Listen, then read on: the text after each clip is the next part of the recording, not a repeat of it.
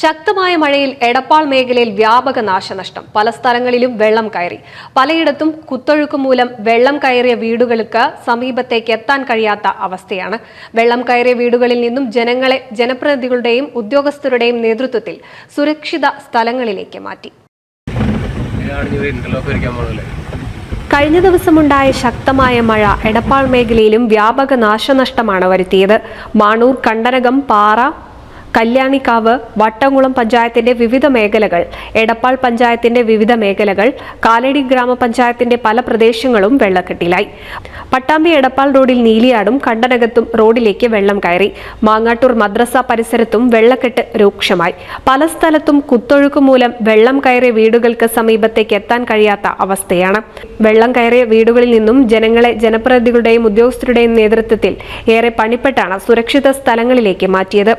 വട്ടംകുളം പഞ്ചായത്തിലെ വെള്ളമുയർന്ന പ്രദേശങ്ങളിൽ panchayat president MA. നജീബിന്റെയും Hassainar നെല്ലിശ്ശേരിയുടെയും panchayat ഉദ്യോഗസ്ഥരുടെയും നേതൃത്വത്തിൽ സന്ദർശനം നടത്തി. വേണ്ട നടപടികൾ സ്വീകരിക്കുമെന്നും ജനങ്ങൾ ജാഗരൂകരായി ഇരിക്കണമെന്നും പഞ്ചായത്ത് പ്രസിഡന്റ് എം.എ. നജീബ് അറിയിച്ചു.